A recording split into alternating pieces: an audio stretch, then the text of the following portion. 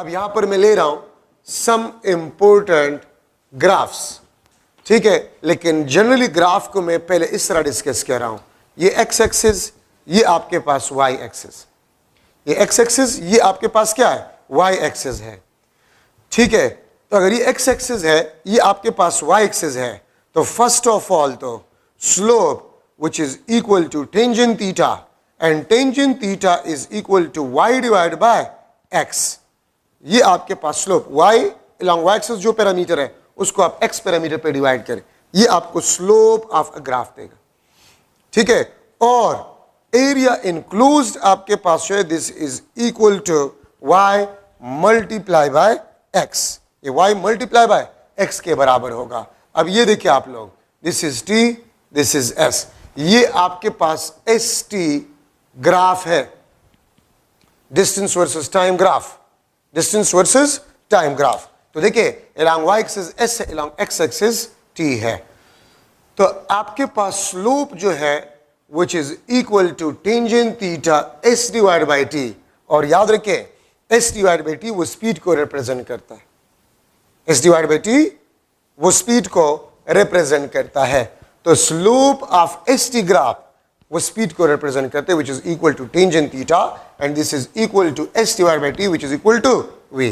अगर आपके पास ये स्ट्रेट हो तो इसका मतलब है कि s is directly proportional to time, और स्लोप आप देखिए कांस्टेंट है, slope which is tangent theta s divided by t is equal to v is equal to constant.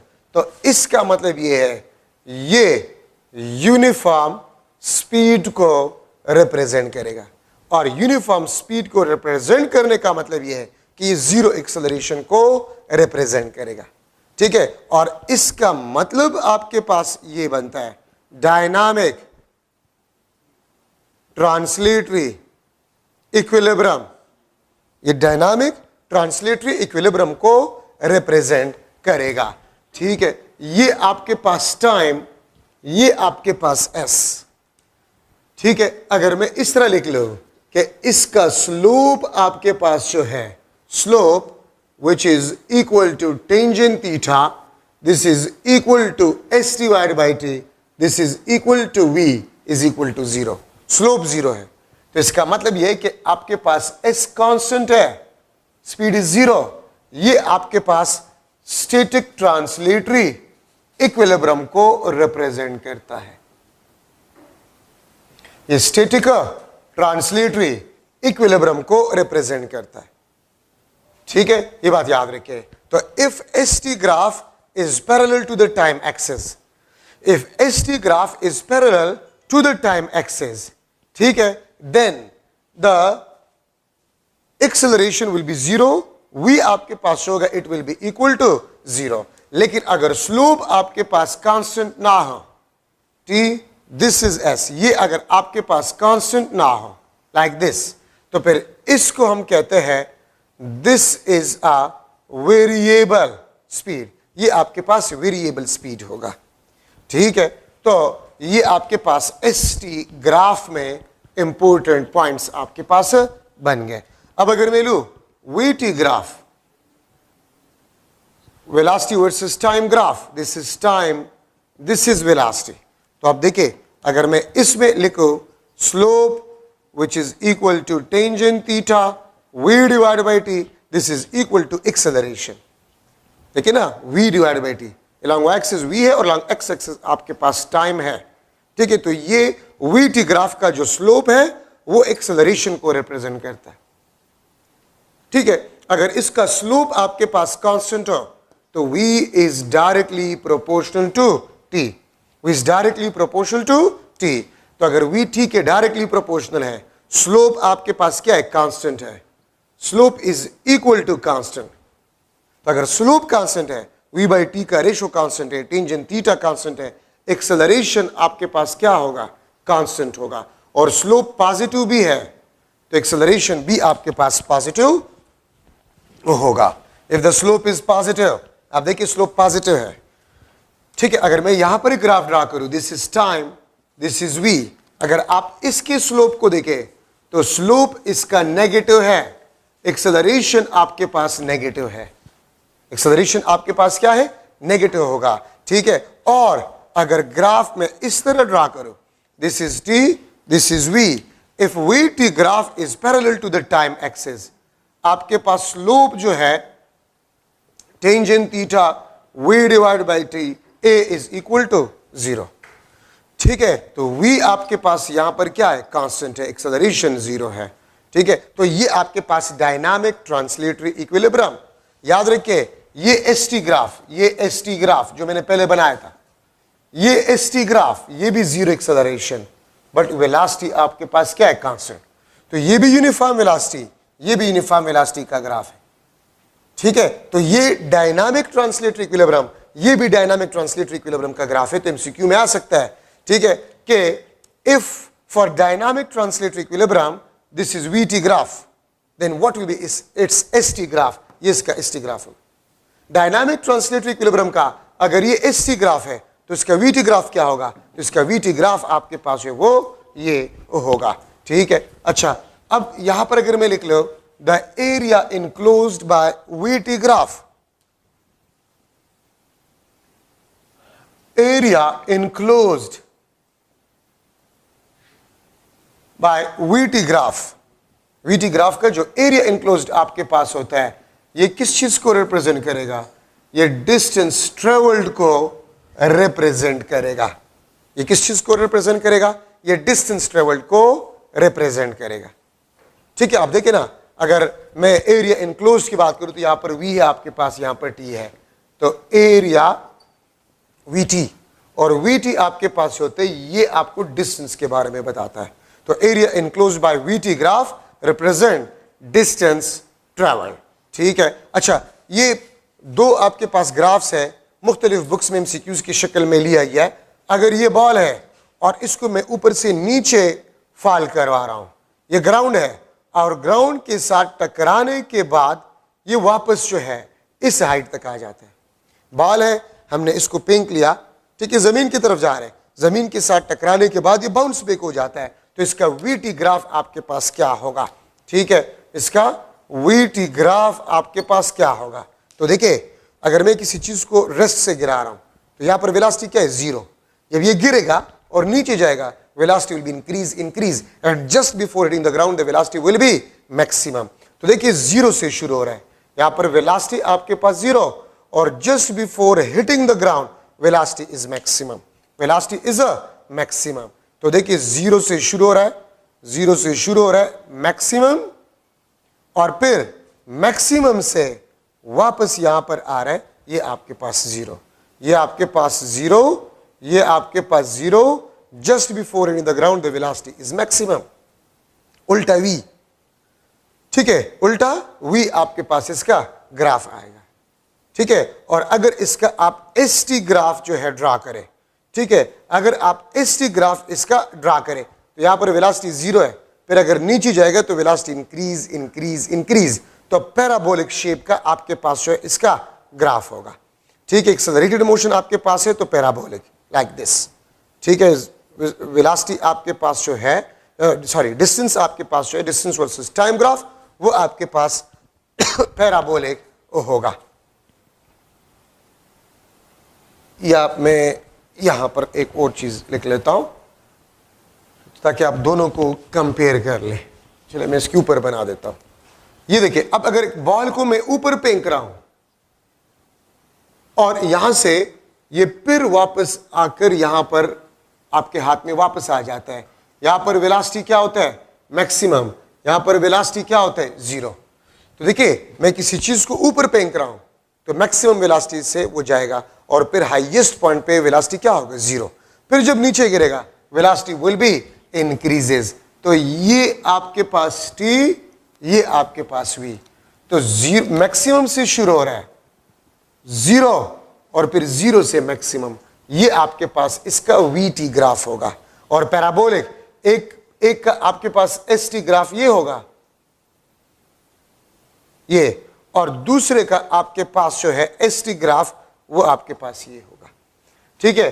तो ये इसका वीटी ग्राफ है, ये इसका आपके पास वीटी ग्राफ है। So these are some important graphs. अच्छा, इक्वेशन ऑफ मोशंस है, equation of motions for uniformly accelerated moving bodies. अगर ए आपके पास यूनिफॉर्म हो, अगर ए आपके पास यूनिफॉर्म हो तो फिर आपके पास इक्वेशंस आते हैं, V F is equal to we I plus a t. Second आपके पास जो है s is equal to we I T plus half a t square. Third, 2as is equal to vf square minus vi square. These are the three equations of motion for uniformly accelerated moving bodies. अगर acceleration आपके पास uniform हो, अगर acceleration आपके पास uniform हो तो फिर हम इन तीन equations को इस्तेमाल कर सकते हैं, और अगर acceleration uniform ना हो फिर हम इन equations को इस्तेमाल नहीं कर सकते। देखिए, अगर मैं एक MCQ बना लूं, the distance travelled by moving car is x is equal to 20t plus let suppose मैंने लिख लिया 8t square. Then acceleration of a car will be equal to dash. अगर आपके पास distance travel by moving car is x is equal to 20t plus 8t square, then acceleration of a car will be equal to dash. Acceleration of a car आपके पास क्या होगा? ठीक है, मैं लिख लेता हूं 8 मीटर पर सेकंड स्क्वायर। ठीक है, बी आपके पास जो है 16 metre per second square. C option आपके पास 4 metre per second square. D option 0 metre per second square. तो आप क्या करें, ये जरूरी नहीं है कि मैंने सिर्फ इक्वेशन ऑफ मोशंस में ये एमसीक्यू बना लिया तो ये इस किस्म के एमसीक्यू सिर्फ इन इक्वेशंस के लिए पॉसिबल है। नो, इस किस्म की इक्वेशन एमसीक्यूज इस इक्वेशंस के लिए सिर्फ पॉसिबल नहीं है, किसी भी इक्वेशन में इस किस्म के एमसीक्यूज बनाए जा सकते हैं। आपका काम क्या होगा, सबसे पहले तो कोशिश करें कि इक्वेशन कौन सा है, इसको पहचानने की कोशिश करें। तो देखिए, इसमें टी स्क्वायर है तो मुझे यहां से पता चल गया कि this is the second equation of motion. अच्छा, फिर देखिए, ये आपके पास हाफ ए है, ये आपके पास 8 है, ये आपके पास हाफ ए, ये आपके पास 8 है। तो हाफ ए 8 के साथ कंपेयर करें, ए आपके पास बन जाएगा 16 metre per second square. A will be equal to 16 metre per second square. ठीक है, तो ये आपके पास एक्सेलरेशन होगा। तो ऑप्शन आपके पास ये है। तो मैंने क्या कहा, इस किस्म के एमसीक्यूज किसी भी इक्वेशंस में बनाए जा सकते हैं। तो आप लोगों का सबसे पहला काम क्या होगा कि आप पहचान सके कि इक्वेशन कौन सा है, फिर आप कंपेयर करें आपसे क्या मांग रहे हैं, तो क्लियर कट आपको पता चल जाएगा कि आपसे क्या मांग रहे हैं। ठीक है, आसानी से आप उसको फिर सॉल्व कर सकते हैं। अगर मैं लिख लो free falling bodies, free falling bodies, free falling bodies में ए आपके पास जो है वो जी के बराबर है। कोई भी बॉडी अगर फ्री फॉल मोशन कर रहा है तो इसकी एक्सेलरेशन को हम जी से रिप्लेस कर जाते हैं। तो देखिए, आपके पास इक्वेशन ये बन जाते हैं, V F is equal to we I plus G T. Second आपके पास H is equal to we I T plus half G T square. Third, 2gh is equal to V F square minus we I square. V F is equal to we I plus G T. ठीक है, second number आपके पास जो है h is equal to we I T plus half G T square. Third आपके पास जो है 2gh is equal to V F square minus we I square. ये फ्री फॉलिंग मोशन के लिए है। ठीक है, अच्छा, अब फ्री फॉलिंग मोशन में अगर एक बॉडी फ्री फॉलिंग मोशन करे तो acceleration will be equal to G. और अगर आप इन तमाम में देखिए कहीं पर आपको मास नजर नहीं आएगा, ठीक है, तो इसका मतलब ये होता है कि अगर दो बॉडीज डिफरेंट मासेस वाले फ्री फॉल मोशन कर रहे हैं तो उसके वेलोसिटी, उसकी एक्सेलरेशन इंडिपेंडेंट ऑफ मास होगा। ठीक है, एयर रेजिस्टेंस को अगर हम नेग्लेक्ट करें। अच्छा, ये लेट सपोज आपके पास हाइट h से हम किसी बॉडी को गिरा रहे हैं, यहां पर इसका इनिशियल वेलोसिटी क्या है, 0, final velocity just before hitting the ground this is equal to vg, और एक्सेलरेशन आपके पास क्या होगा, it will be equal to g। Initial velocity आपके पास 0 है, vf is equal to vg, acceleration आपके पास क्या होगा, this will be equal to g। अच्छा, अब फर्स्ट इसमें important point, what will be the velocity just before hitting the ground, ये आपके पास under the root of 2gh होगा। Just before hitting the ground the velocity will be equal to under the root of 2gh। ठीक है, ये कहां से आ गया, ये इस इक्वेशन से, vf vg vi0 plus 2gh। ठीक है, थर्ड इक्वेशन ऑफ मोशन, इससे इनिशियल वेलोसिटी 0, ये vg 2gh, स्क्वायर रूट निकाले आपके पास ये फार्मूला आ जाए।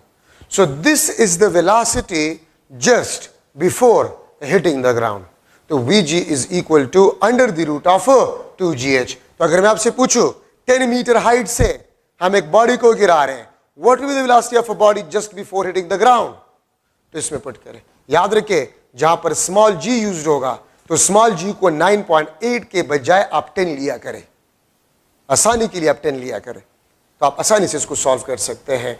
ठीक है, 10 मीटर हाइट से हम एक बॉडी को गिरा रहे हैं just before hitting the ground, इसका वेलोसिटी क्या होगा, तो आप इस फार्मूले से इसको मालूम कर सकते हैं।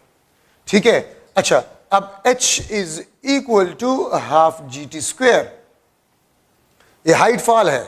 अगर आपको ये बताया गया है कि मैंने अननोन हाइट से एक बॉडी को गिरा लिया, 10 सेकंड में वो जमीन तक पहुंच गया, तो आप ये बताएं कितने हाइट से हमने इसको फॉल किया होगा, ये फार्मूला है।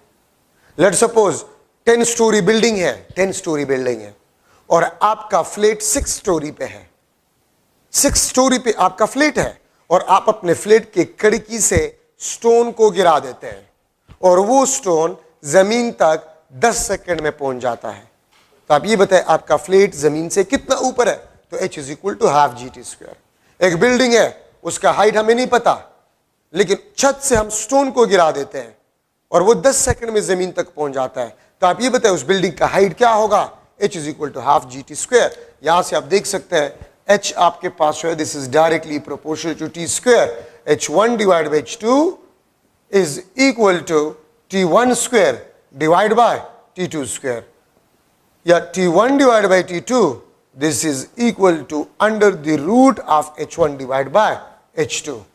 ठीक है, थर्ड आपके पास जो है, थर्ड फार्मूला, अगर मैं इस टाइम को निकालना चाहूं 2h divide by g under the root, इसको हम कहते हैं this is the time of fall if the height is given.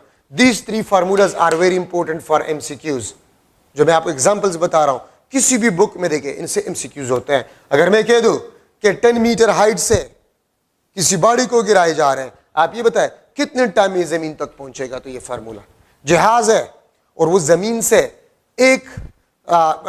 जमीन से लेट्स सपोज 100 किलोमीटर अबाव है और वो बम को गिरा देता है, आप ये बताएं कितने टाइम में वो जमीन तक पहुंचेगा, तो जहाज की जो बुलंदी है वो आप हाइट में ले लें।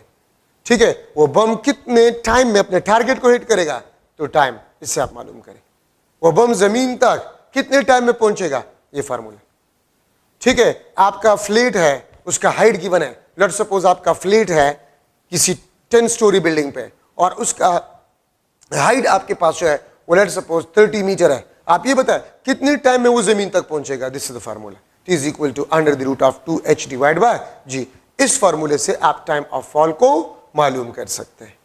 ठीक है, तो ये 3 काफी इंपॉर्टेंट फार्मूले हैं, अगर आप किसी भी बुक में देखें, इवन प्रीवियस पेपर्स में देखें, इससे MCQs है। अच्छा, अगर आप vg देखें, velocity just before hitting the ground, this is directly proportional to the square root of h।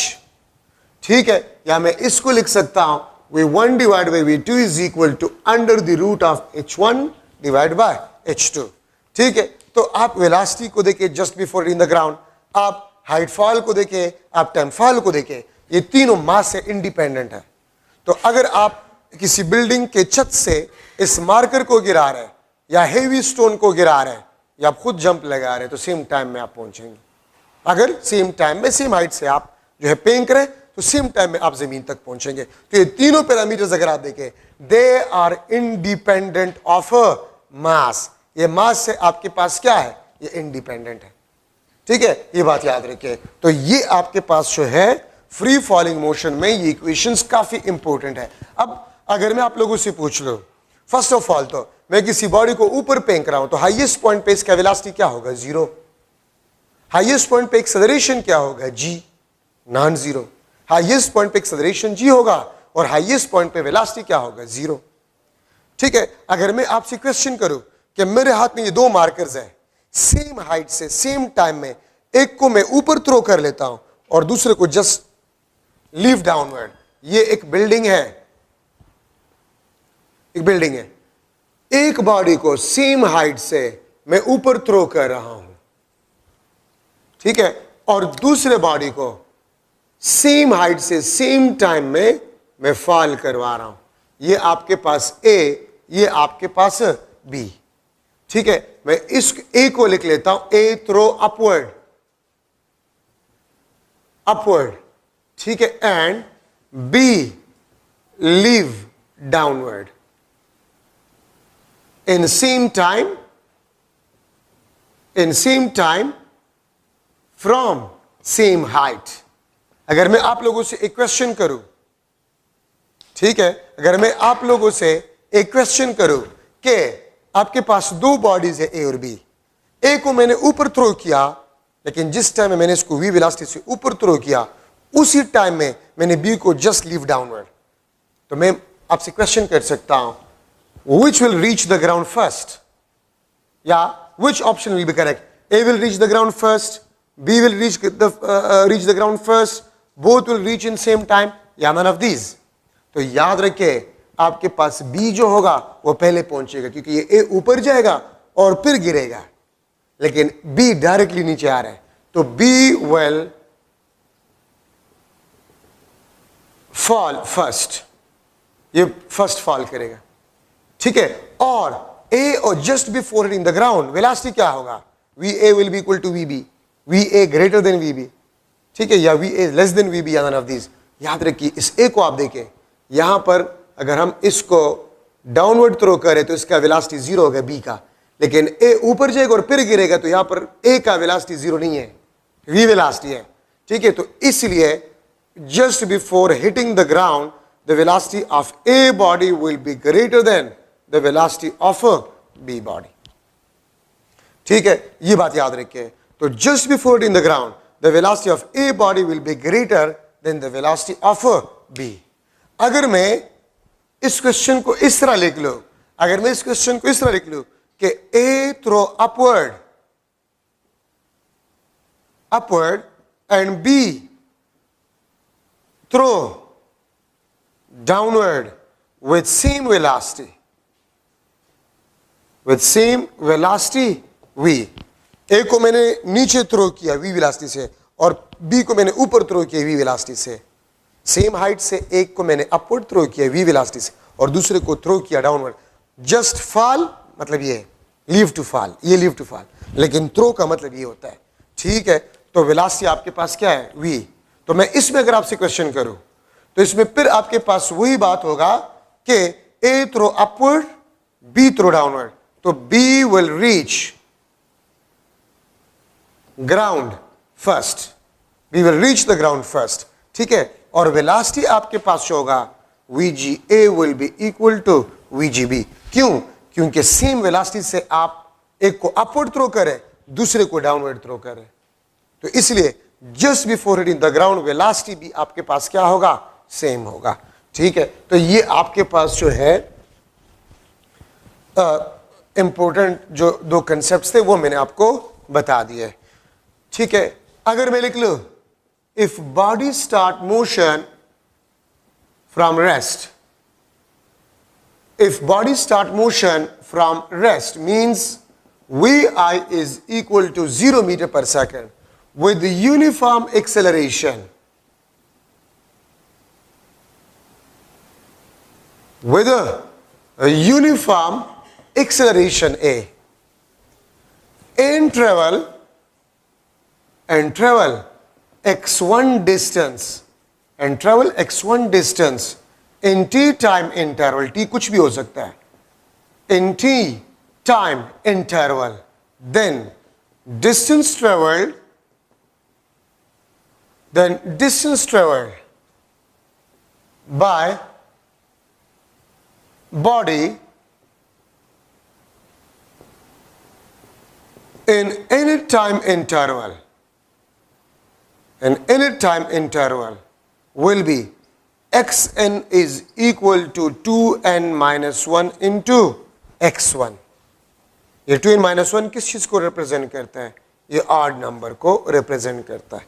अगर मैं लिख लो इन सेकंड इंटरवल तो n क्या होगा? 2. तो 2 2 जा 4 minus 1, ये 3 आ जाएगा. ठीक है. अगर मैं लिख लो इन थर्ड टाइम इंटरवल तो n आपके पास क्या होगा? 3 होगा. अगर मैं लिख लो इन सेकंड टाइम इंटरवल, अगर मैं लिख लूं इन सेकंड टाइम इंटरवल तो x2 आपके पास 3 टाइम्स ऑफ x1 होगा. अगर मैं लिख लूं इन थर्ड टाइम इंटरवल, ये फ्री फॉल मोशन के लिए हो या लीनियर मोशन के लिए, तो x आपके पास 3 होगा 5x1. अगर मैं लिख लूं in fourth time interval, in fourth time interval तो आपके पास x4 7x1. तो देखिए ये आपके पास 3, ये 5, ये 7. 2n minus 1 आपको ऑड देता है. x1 3x1 5x1 7x1 9x1 11x1. इस तरह आपके पास रिजल्ट आएगा. उसका मतलब आपके पास ये होता है. अगर मैं क्वेश्चन इस तरह करूं, कार था और कार ने मोशन रेस्ट से स्टार्ट किया with uniform acceleration a and travel 5 meter distance in first 2 seconds. पहले 2 सेकंड्स में उसने 5 मीटर डिस्टेंस ट्रेवल किया, तो इन नेक्स्ट 2 सेकंड्स वो कितना डिस्टेंस ट्रेवल करेगा? तो पहले 2 सेकंड में 5 मीटर, in next 2 second means second interval. In second interval, तो सेकंड इंटरवल में आप सेकंड ऑड नंबर इस्तेमाल करेंगे. 1 3 5 7 9 11 ये ऑड नंबर्स है. 1 first, third second odd number है, फिफ्थ थर्ड ऑड नंबर है, 7th फोर्थ ऑड नंबर है. ठीक है. तो 3x1, तो 3 5 जा 15 मीटर वो सेकंड इंटरवल में डिस्टेंस को ट्रेवल करेगा.